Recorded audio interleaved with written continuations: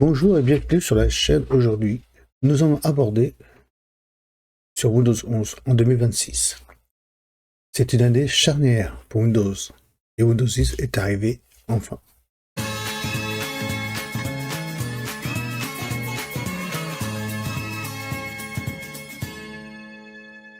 Fin de vie. Windows 11 devient donc la norme. Mais est-ce une évolution logique ou une obligation déguisée? On va parler d'IA, sécurité, performance, matériel et surtout ce que change vraiment pour vous.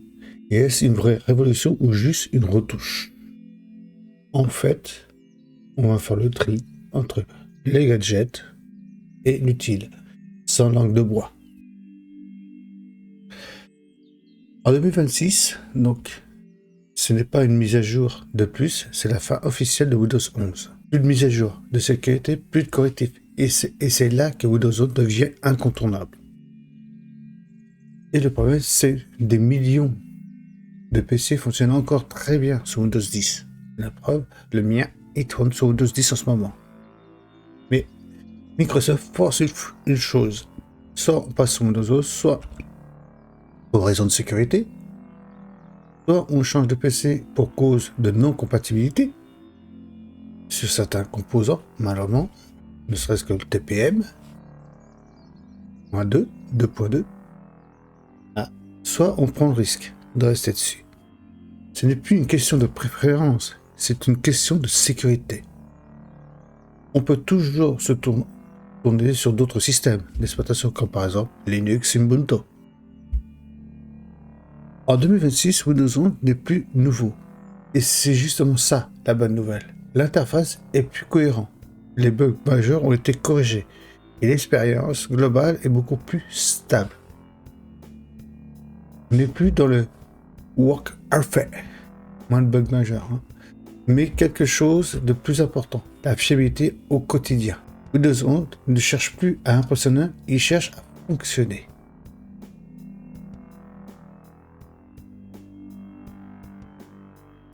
Là où ça coince encore en 2026, c'est le matériel.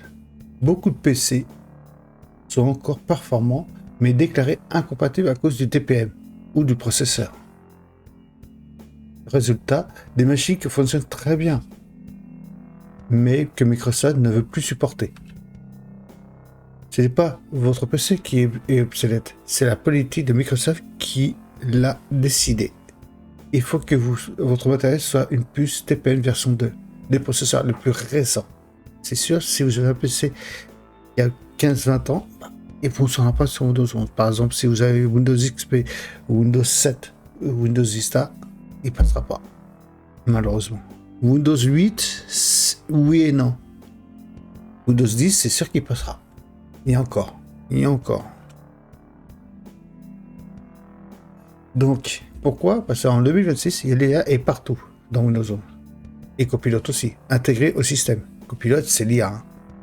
Des systèmes capables d'aider et d'organiser et d'automatiser. Sur le papier, c'est impressionnant. En pratique, ça dépend de votre usage. Pour certains, c'est un vrai gain de temps. Pour d'autres, ça reste optionnel, voire inutile.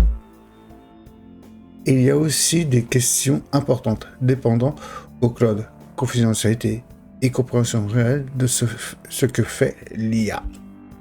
L'IA n'est pas magique. Elle est utile seulement si vous savez pourquoi vous l'utilisez. Aussi, sur la sécurité Windows 11 est clairement avancée, en avance. Isolation des applications, protection matérielle, scale, contrôle de plus strict. On a bien vu, ne serait-ce qu'avec la puce TPM. Pour les entreprises, c'est un vrai progrès. Pour les utilisateurs avancés ou les bidouilleurs, c'est parfois plus contraignant. Plus sécurisé, oui, mais aussi moins permissif.